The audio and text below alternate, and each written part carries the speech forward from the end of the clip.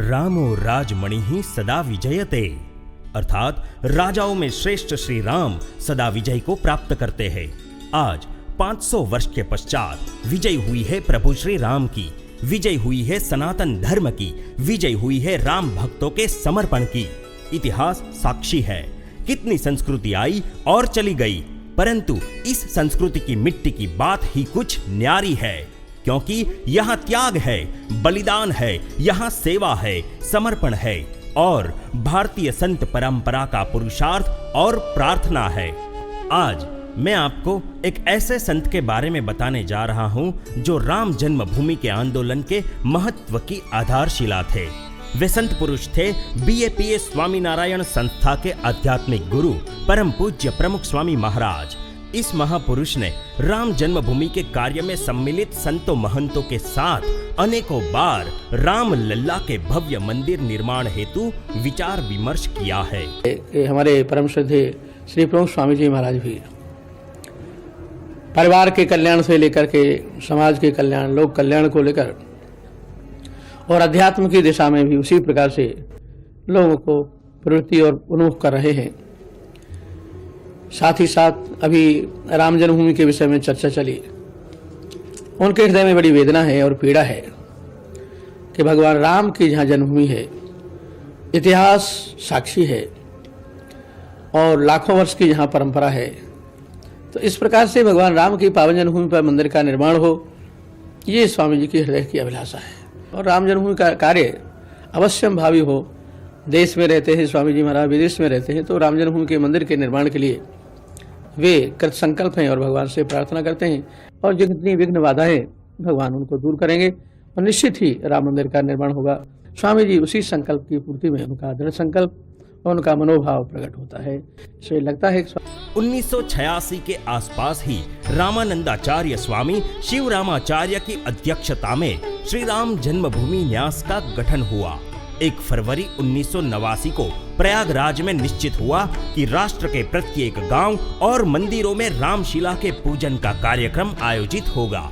इसी उपलक्ष्य में राम मंदिर के आयोजकों ने पूज्य प्रमुख स्वामी जी महाराज से विनती की कि राम मंदिर की प्रथम शिला का पूजन आपके हाथों से हो, जिससे इस महाप्रकल्प में सफलता प्राप्त हो। इसी विनती का स्वीकार कर परम पूज्य प्रमुख स्वामी महाराज ने 16 अगस्त 1989 को रक्षाबंधन के दिन कर्णावती में सर्वप्रथम रामशिला का पूजन किया था। वेदोक्त मंत्रोच्चार से पूजित इस प्रथम शिला को कार्यकर्ताओं को अर्पित करके कहा था कि आप सभी ने जो कार्य किया है उसमें भगवान जरूर सहाय करेंगे। और उस समय शिला पूजन का ये राष्ट्रव्यापी आंदोलन संपूर्ण सफल रहा था।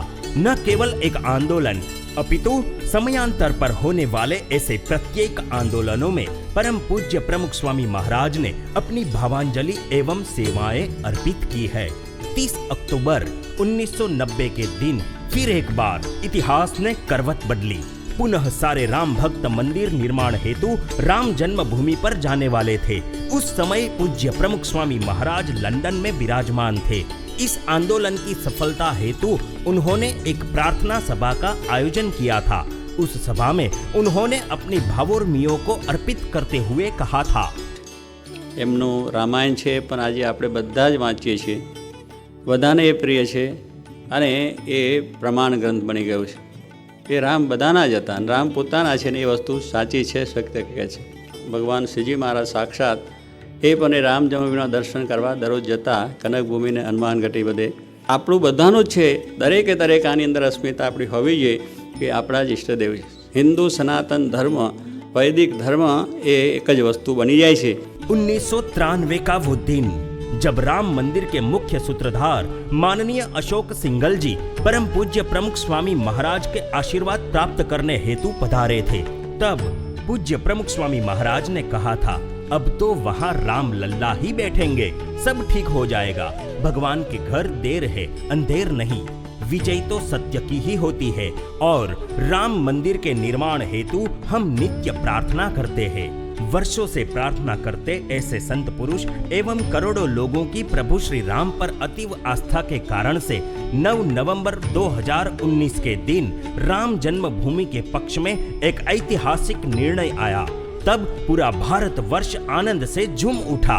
उस समय परम पूज्य प्रमुख स्वामी महाराज के अनुगामी परम पूज्य महंत स्वामी महाराज ने प्रसन्नता व्यक्त करते हुए कहा कि समग्र विश्व के समक्ष एकता, संवादिता और परस्पर आदर का श्रेष्ठ उदाहरण प्रस्थापित हुआ है।